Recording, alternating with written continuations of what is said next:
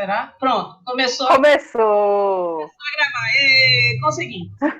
Bem, a nossa aula hoje é a segunda aula e é sobre as bem-aventuranças, tá certo? Então, a gente vai estar estudando esse texto aí de Mateus capítulo 5, versículos de 1 a 7, certo? Eu gostaria que vocês abrissem a Bíblia para que a gente pudesse ler esse texto aí, certo? Primeiro a gente vai ler, vai fazer um resumo, né, do início do livro do Evangelho de Mateus, que é justamente os capítulos 1 e 2 vai mostrar a questão do nascimento e também da infância de Jesus. Né? Os dois primeiros capítulos de Mateus. Só um instantinho que está passando um caminhão aqui.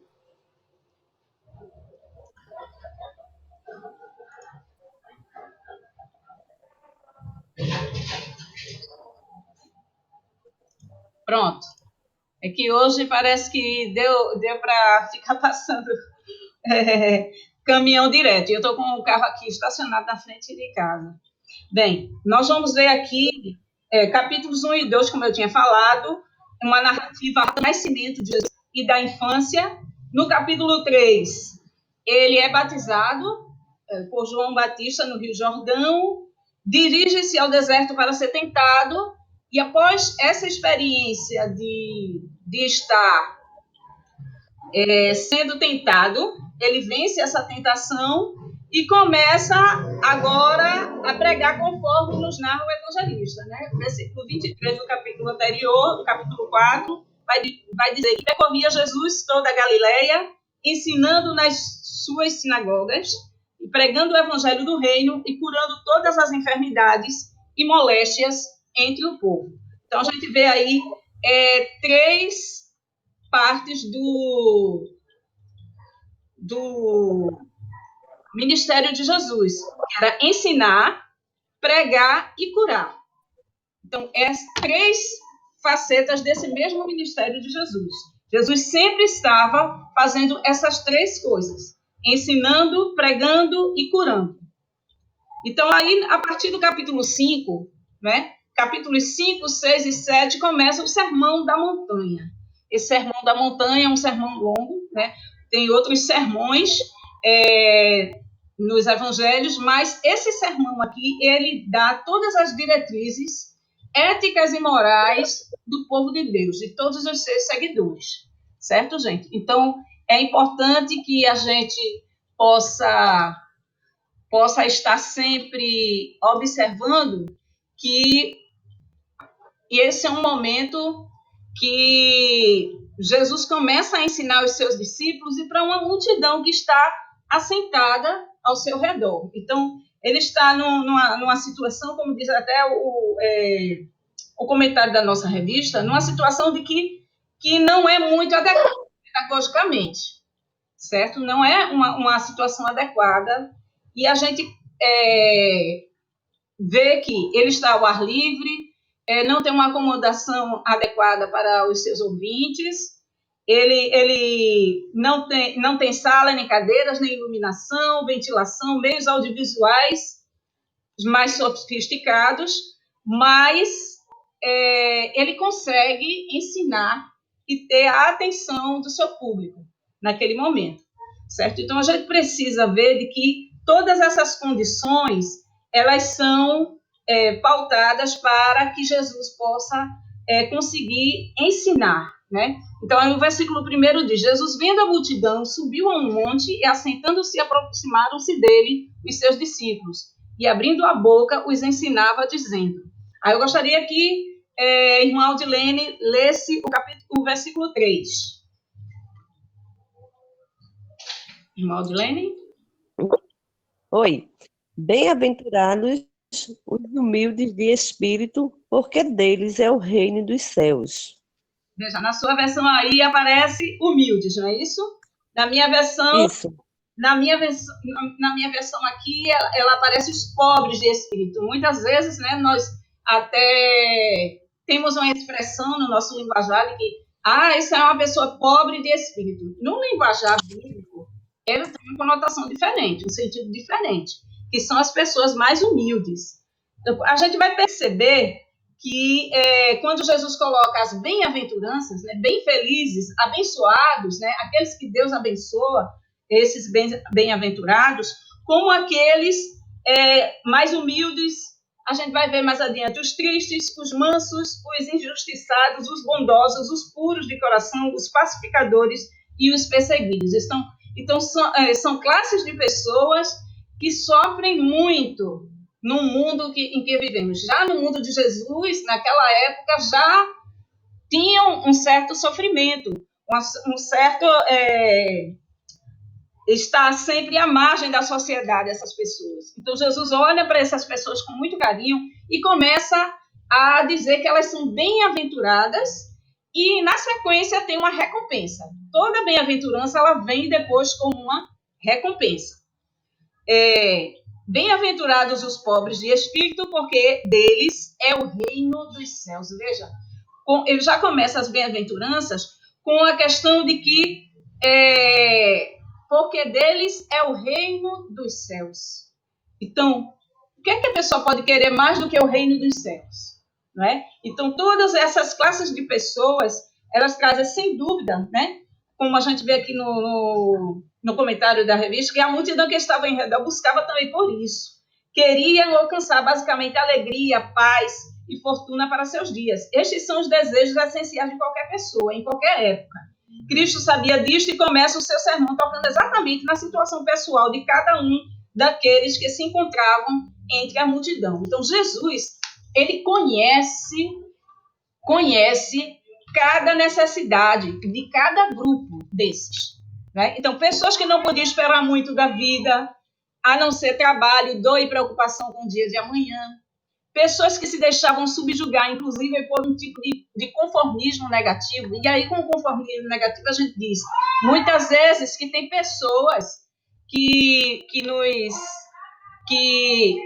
sempre se colocam, porque é a vontade de Deus, e às vezes não vai lutar pelos seus objetivos, certo? Então, a gente percebe que as pessoas, muitas vezes, se sujeitam à vontade superior de Deus para as suas vidas, mas sem questionamentos, presunção, orgulho ou autossuficiência. É para esses, então, que Jesus fala diretamente os humildes de espírito, ou os pobres de espírito, neste sentido aqui bíblico, não no sentido que a gente, comumente a gente vê nos nossos dias, né? Porque as pessoas, pobre de espírito é aquela pessoa que não tem sentimento, que não se emociona com o sofrimento das pessoas, certo? Na sequência, nós vemos aí o versículo 4. Evana, lê o versículo 4, por favor. Eu tenho a impressão de que essa aula não está sendo gravada. Não sei porquê, mas eu acho que está. Está aparecendo aqui um negocinho, uns números. Evana, lê aí o versículo 4. Evana? Versículo 4. Evana congelou aí. Versículo 4. Versículo 4 aí. Certo? Bem-aventurados os que choram, porque eles serão consolados. Quando a gente vê nessa pandemia um momento bem triste, né? Desde de março do ano passado que nós estamos enfrentando uma pandemia que parece assim, muitas vezes, né, chega à nossa mente como se fosse um momento que não fosse terminar, uma coisa sem fim. Eu não sei se vocês têm essa mesma sensação, mas a gente vê que hoje em dia mais de 200 mil famílias brasileiras choram por seus entes queridos, né? Então, essa semana a gente completou alcançou essa triste marca de mais de 200 mil pessoas falecidas com Covid. Então, a gente vive uns tempos difíceis, lendo os jornais, vendo os noticiários da televisão, da internet, né? tudo isso nós vemos com um pesar no coração. Não tem como a gente assistir hoje as notícias do nosso dia a dia sem ter esse sentimento. Nas redes sociais nós vemos a preocupação cada vez mais. Pessoas que são conhecidas nossas ou que têm alguma relação com algumas pessoas do nosso convívio, elas estão sendo atingidas por esse mal. A minha família também foi atingida. Eu não sei se a família de vocês também foi atingida. Eu sei que a de Evana foi atingida também por esse mal, né? Então, todos nós estamos com o coração chorando de dor, de esperando esse consolo do Senhor. E é isso que Jesus Cristo nos diz, né? Bem-aventurados os que choram, porque eles serão consolados. Aí a gente diz, muitas vezes as pessoas só sentem quando acontece com alguém conhecido seu, com alguém da sua família, mas não precisa acontecer com alguém da nossa família para a gente sentir isso, para a gente chorar por essas vidas que foram perdidas por conta dessa pandemia. Né? Nós vemos um versículo bem interessante que eu gosto de ler nesses momentos e quando eu estava lendo a lição veio-me à memória, que é Apocalipse 21, versículo 4. Né? Se vocês puderem dar uma olhadinha na Bíblia de vocês, capítulo 21, versículo 4, que nos diz: E Deus limpará de seus olhos toda lágrima, e não haverá mais morte, nem pranto, nem clamor, nem dor, porque já as primeiras coisas são passadas. A gente tem aí a promessa de Deus de que Ele limpará todas essas lágrimas e nos consolará desse sofrimento. Então, a gente está nesse momento, então é bem pertinente esse versículo 4 dentro das bem-aventuranças. Né? Nós vemos também no versículo 5, bem-aventurados os mansos, porque eles herdarão a terra. Nós vemos que, à primeira vista, diante de um texto como este, nós o consideramos contraditório. Como herdarão a terra, as benesses desta vida, aqueles que são subjugados por outros em virtude de sua mansidão ou sujeição aos desígnios de terceiros? Muito pelo contrário, pensamos, estes é que não herdarão nada, pois estarão submetidos à vontade de outro, que vão sempre explorá-los e dominá-los. O que a Bíblia nos ensina é que devemos ser mansos e submissos diante da vontade de Deus, que devemos ser receptivos ao seu querer, certos de que a recompensa para aqueles que assim vivem se colimará na glória, que nos estará reservada nos céus. Entretanto, a bênção começa a ser por nós usufruída aqui mesmo nesta vida, a terra, porque Ele nos deu para nosso viver feliz e produtivo. Então, a gente vê que os mansos não só são aquelas pessoas que são aquelas pessoas que aceitam tudo, não reagem, não é dessa forma. Então, é aqueles que estão sempre submissos à vontade de Deus. Então, a questão de temperamento é diferenciado, né? Cada pessoa tem um temperamento, um tem assim, sanguíneo, colérico, não é? Melancólico, fleumático. Então, cada um vai ter um temperamento diferente, reagir de uma forma diferente às situações da vida.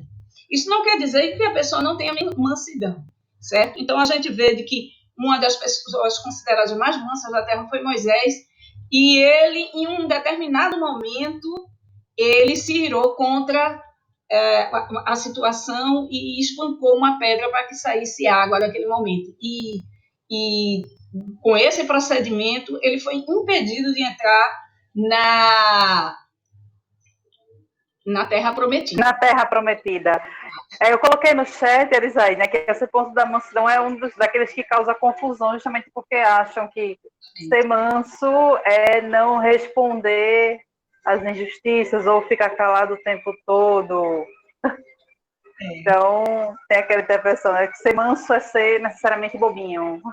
De jeito nenhum. Ou ser enganado por todo mundo. Às vezes é encarado dessa forma, né? Mas as pessoas querem evitar, muitas vezes, momentos de atrito, e, no entanto, essas pessoas são consideradas mansas, mas e por outros se aproveitam delas, né? Por esse comportamento.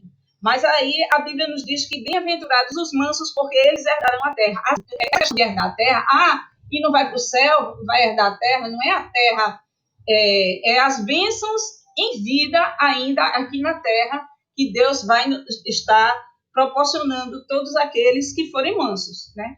Aí, bem-aventurados os mansos. Percebeu que agora, essas classes de pessoas que Jesus está considerando como bem-aventurados, são pessoas as mais desfavorecidas, as que estão mais à margem da sociedade, as que mais sofrem, né? Então, percebeu isso? Então, justamente porque Jesus olha para essas pessoas, enquanto que o poder público, as pessoas, a sociedade em geral, coloca de lado, né? Jesus carinho para cada uma dessas pessoas.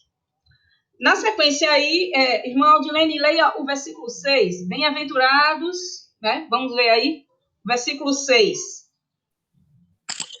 Bem-aventurados os que têm fome e sede de justiça, porque serão fartos. Veja que interessante, não é? Bem-aventurados que têm fome e sede de justiça, porque eles serão fartos.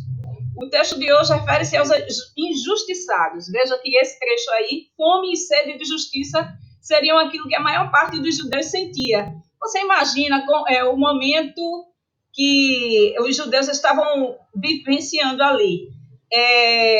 Aquele zelo farisaico, né, hipócrita da religião, e ainda mais o domínio do Império Romano, né, que fazia com que seus direitos fossem tolhidos. Né? Então, além de terem que se submeter às imposições e sanções de um império estrangeiro, opressor e tirano em suas exigências, que era o Império Romano. A fome e sede de justiça às quais o Senhor se refere não são somente ao tipo de injustiça acima descrito, isto no aspecto material. Havia também muito de espiritual embutido na sua palavra. A mais genuína fome e sede de justiça às quais o ser humano deve aspirar são aquelas que se referem à justiça de Deus. Tem muitas pessoas, né, quando se referem a algum tipo de crime ou injustiça que tenha acontecido, né, como muitas que acontecem nos nossos dias, dizendo assim, pode ser que ele não tenha sido punido pela justiça dos homens, mas a justiça de Deus, ela não falha. Ela não tarda, porque ela vem na hora certa, né?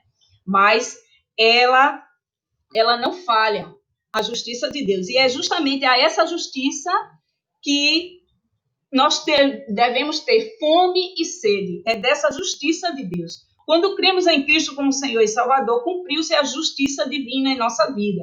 Como cidadãos do reino de Deus, temos acesso irrestrito a esta fartura de bênçãos espirituais em nosso viver, que é a justiça de Deus sendo vivenciada nas nossas vidas. Aí, com relação aos problemas, às injustiças do mundo, com certeza a justiça também de Deus. Deus, ele está, os olhos do Senhor estão sobre toda a terra.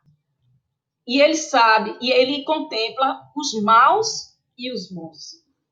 É isso que a gente pode ver, de que aqueles que têm fome e sede de justiça, que têm fome e sede de justiça, não a justiça dos homens, que é falha, que muitas vezes favorece aquele que tem mais poder aquisitivo, mas a promessa do Senhor para esses que têm fome e sede de justiça é que eles serão fartos.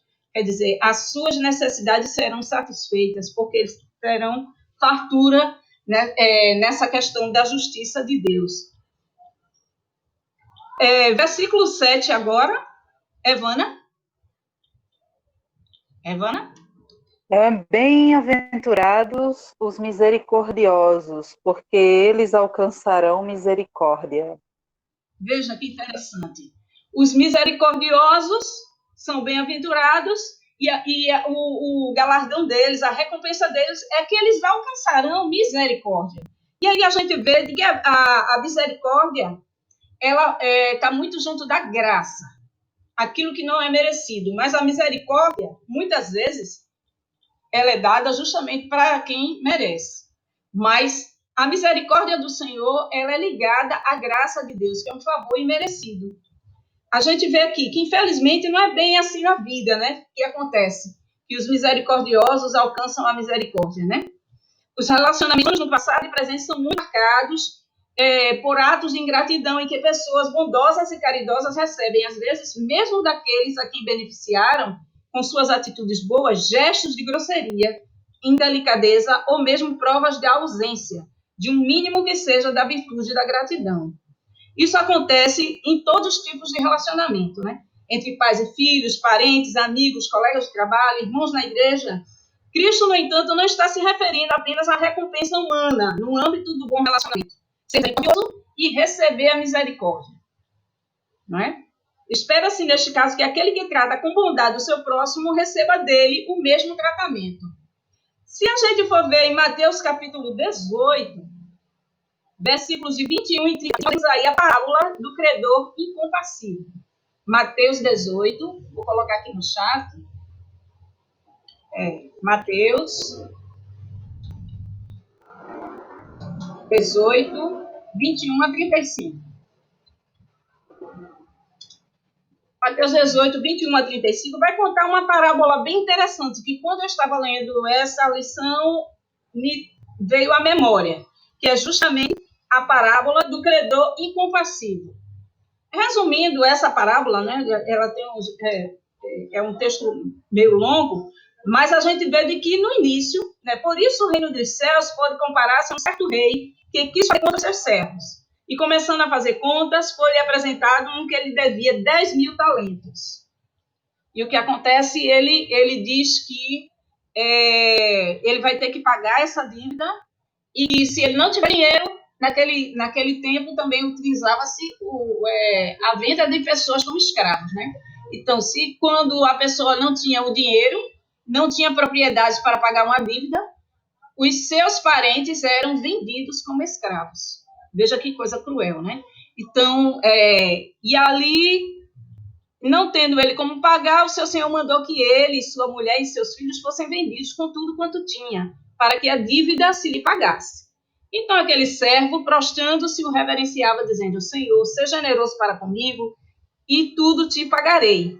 Então, o senhor daquele servo, movido de íntima compaixão, soltou-o e perdoou-lhe a dívida. Aí o versículo 28. Saindo, porém, aquele servo, encontrou um dos seus conservos que ele devia 100 dinheiros. Veja, se você for relacionar o tamanho da dívida, a dívida, aquele rei estava cobrando uma dívida de um de seus servos que chegava a 10.000 talentos. Era uma fortuna, né? Então, ele tinha chegado a essa dívida, era uma fortuna. Mas ele é perdoado dessa dívida. Eu acho interessante de que ele recebeu a misericórdia do seu senhor, do seu rei, e ele sai naquele momento mesmo, ele vai cobrar a dívida que era uma bagatela, era uma coisa, era uma mixaria, que eram 10 dinheiros, né? Diz aqui o texto, 100 dinheiros. Era como se ele tivesse devendo 100 mil reais, ou 100 milhões de reais, e tivesse cobrando uma dívida de 100 reais. Veja só, né? A relação, uma dívida bem maior para uma dívida irrisória que ele poderia também perdoar. E ele diz: saindo, porém, aquele servo, encontrou um dos seus conservos que ele devia 100 dinheiros, e lançando mão dele, sufocava-o, dizendo: paga-me o que me deves. Ele foi até violento com esse homem. Então, seu companheiro, prostrando-se aos seus pés, da mesma forma como ele fez com o rei, né, rogava-lhe, dizendo: seja generoso para comigo, tudo te pagarei. Até a mesma frase é dita. Ele, porém, não quis. Antes foi encerrá-lo na prisão até que pagasse a dívida. Mas aí acontece uma coisa interessante, de que os amigos dele, que também eram servos do rei, tinham presenciado essa atitude. E o que acontece? Vendo, pois, os seus conservos, o que acontecia, contristaram-se muito e foram declarar ao seu senhor tudo o que se passara. Então, o seu senhor, chamando-o à sua presença, disse: servo malvado, perdoei-lhe toda aquela dívida porque me suplicaste. Não devias tu igualmente ter compaixão do teu companheiro, porque eu também tive misericórdia de ti. Né? E indignado, o seu senhor o entregou aos atormentadores, até que pagassem tudo o que devia. Veja, ele recebeu um ato de misericórdia de uma dívida astronômica, mas ele não consegue ser, ao mesmo tempo, misericordioso com uma pessoa que estava devendo bem menos a ele. Então, a gente vê de que essa parábola nos mostra justamente de que assim vos fará também meu Pai Celestial, se do coração não perdoardes cada um a seu irmão as suas ofensas. Veja que a misericórdia, né, ela deve ser estendida quando a outras pessoas, mesmo que a gente não receba em troca essa misericórdia também quando for necessário. O Senhor Jesus está se referindo muito mais à bondade pessoal, que, quando exercida com amor e compreensão pelo homem, o faz credor da maior bondade e misericórdia a que pode aspirar, aquela que vem do alto dos céus, expressa em bênçãos do Senhor para o seu viver nesta vida, e que se consumará pela graça do Pai na vida eterna a que chegaremos no futuro.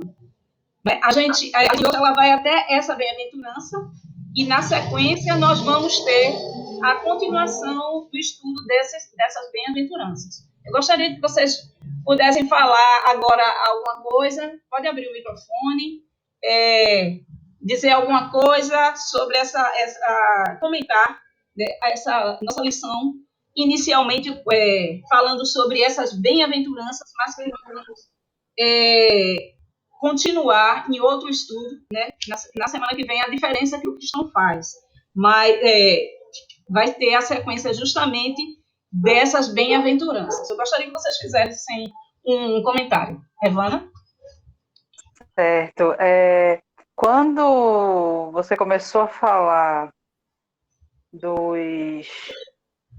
dessa parte aqui, bem-aventurados os pobres de espírito, e mencionou que durante todo esse sermão, Cristo aponta para as pessoas mais humildes, e em vários momentos isso acontece, né? No momento das crianças, quando ele fala que se não for uma criança, não entrará no reino dos céus, e também a questão de servir antes de ser servido, né? Que o menor será o maior.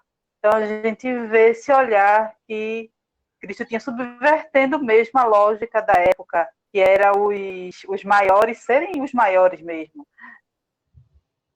E é algo que precisa ser relembrado continuamente, da humildade, de ter os pés no chão. Justamente. E basicamente é isso. Irmã Aldilene, tem algo a comentar? Pode abrir o microfone. Falar a respeito desse capítulo, deixa eu ver aqui, do 5, né, que fala sobre os mansos. Eu já ouvi muito assim, gente da igreja, não só da nossa, dizer assim, que eu sou crente, mas não sou besta. Então, assim, prefere ter essa expressão e o seu testemunho fica a desejar, porque às vezes é melhor você escutar, ouvir, ter paciência, ser manso, para resolver assim algumas coisas assim em momentos difíceis. Mas eu já ouvi muita gente dizer isso. Eu sou crente, mas não sou besta. E eu não entendo por aí. Aí eu queria assim que tu me desse mais uma orientação em relação a esse comportamento assim de alguém dizer desta maneira. A pessoa controlada pelo Espírito Santo, ela vai controlar o seu temperamento, seja qual ele for, né? Seja aquele colérico, sanguíneo, fleumático, melancólico, seja qual o temperamento que seja mais evidente na sua forma de viver, na sua forma de ser, né? Ele deve ser controlado pelo Espírito Santo. Tem até um livro, Temperamentos Controlados pelo Espírito Santo. Né? Eu acho que é Tim LaHaye, o escritor. E é um livro que não é um livro novo, é um livro, eu acho que da década de 80 para cá. Não sei se a Havana já viu esse livro. E ele fala sobre cada um desses temperamentos. Né?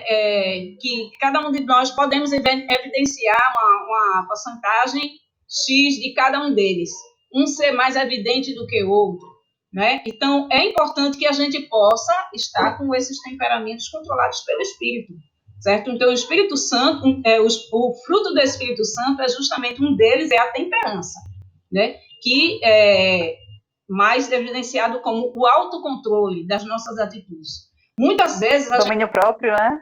Domínio próprio, né? Temperança ou autocontrole, né? E eu todas essas palavras, né, essas designações para esse tipo, não é que você vai ser passivo o tempo todo, mas que você possa responder no momento certo, com as palavras adequadas naquele momento. E muitas vezes a gente não quer perder alguma coisa. A gente não gosta de perder, né? Já viu? Ninguém gosta de perder. Você já viu a entrevista de um jogador depois de uma derrota por uma goleada? Não gosta. Você vai ver uma pessoa que está confiando que vai passar em um concurso público, que estudou muito, que tem certeza que fez uma boa prova, e quando ele vai ver lá, a colocação dele está lá embaixo de muita gente. Então, assim, esse sentimento de que a gente não gosta de perder, a gente não quer ficar abaixo de outros. Então, esse sentimento que muitas vezes tem o quê de injustiça, né? A gente pensa que não pode passar por isso de uma forma mais controlada pelo Espírito Santo. Né? Então, eu mesmo, na minha vida, há alguns anos atrás, eu venho trabalhando muito isso, a questão do controle do temperamento. Eu tenho um temperamento mais colérico. Em alguns momentos ele vai ficar um pouco melancólico, mas em algumas atitudes minhas, muitas vezes, e eu me arrependo até hoje de ter tido, e é importante que a gente também reconheça quando a gente erra, mesmo a gente tendo experiência de vida, tudinho. Então, é importante que a gente, nesses momentos, a gente possa pedir a oração para dar uma resposta ou não dar nenhuma resposta. Né? Então, não é para ser a boazinha da história ou ser a vítima, não. É a questão de você evidenciar um comportamento cristão. E aí, nesse Sermão da Montanha, é evidenciado, é requerido daquele discípulo de Jesus que tenha esses comportamentos, porque a gente vê aqui que, bem-aventurados os mansos, porque eles herdarão a terra. Eles herdarão a terra, isso quer dizer o quê? As bênçãos ainda em vida, no momento que estamos ainda na terra, no planeta Terra.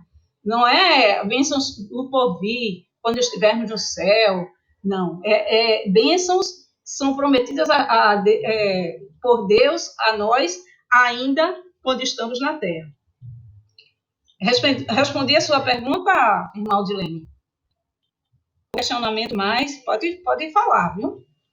Qualquer dúvida. Não, respondeu sim. Tá tudo certinho. Ok. Muito bem.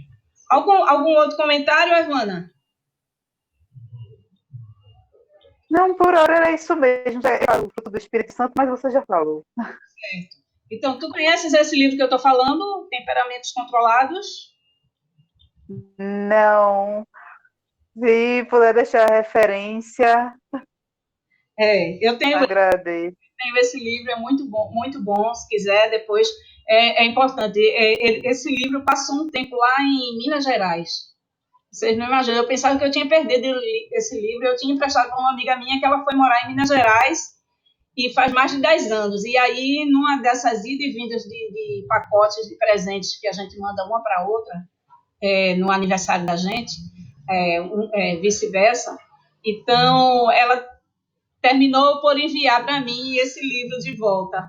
E eu achei muito bom, e aí comprei um novo e mandei para ela, né? Porque aí ela não precisou mais pegar o meu emprestado, né? Principalmente porque a gente está muito distante, quilômetros, né, de distância.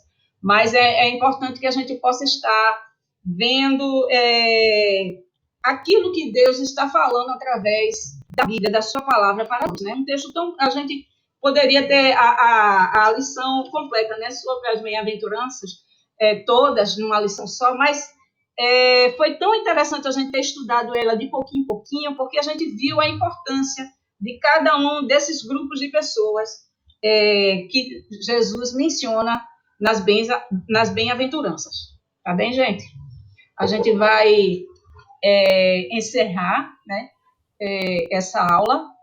Eu vou parar aqui a gravação.